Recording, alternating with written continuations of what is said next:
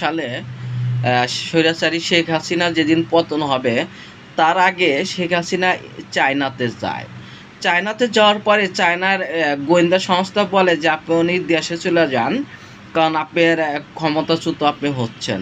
আপনি শ্রীলঙ্কার প্রেসিডেন্ট দেখেন, যে শ্রীলঙ্কার যেদিন তার প্রেসিডেন্ট ক্ষমতাচ্যুত হবে, শ্রীলঙ্কার প্রেসিডেন্টও তার আগে চায়না সফরে গেছিল।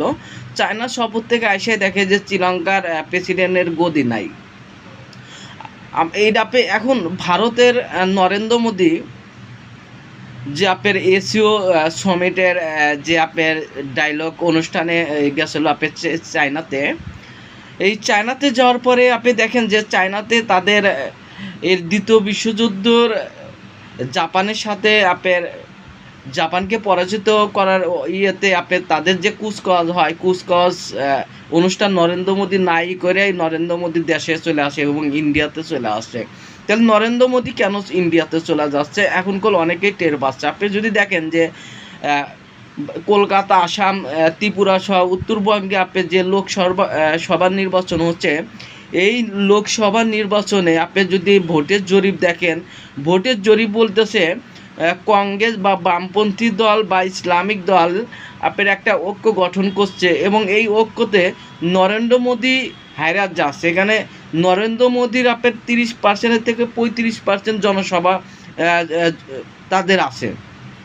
কিন্তু দেখেন 2013, 2019, 2022 এই যে আপনার ভারতে যে নির্বাচন হয়েছে, নরেন্দ্র মোদী নির্বাচনের আগে জরিপে দেখা যাচ্ছে যে নরেন্দ্র মোদীর জনপ্রিয়তা ছিল এইটা 60+, কিন্তু গত 5 বছরের মধ্যে নরেন্দ্র মোদীর জনপ্রিয়তা আসে 35।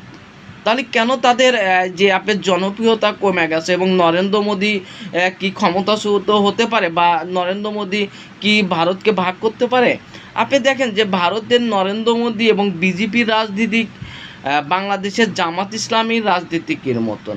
বাংলাদেশের জামাত ইসলামী যেমন আপনার ধর্মভিত্তিক রাজনীতি করে, ঠিক বিজেপি তাদের মেন রাজনৈতিক স্ট্রাকচার হলো ধর্মভিত্তিক।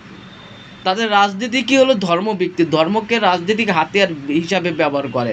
আপনার ভারতের বিজেপি দেখেন যে ধর্মকে রাজনৈতিক মেন হাতিয়ার, এই রাজনৈতিক হাতিয়ার ব্যবহার, ধর্মকে রাজনৈতিক হাতিয়ার ব্যবহার করতে করতে জনগণ দারিদ্র হচ্ছে, বেকারত্ব হচ্ছে, আপনার দারিদ্র বৃদ্ধি পাচ্ছে।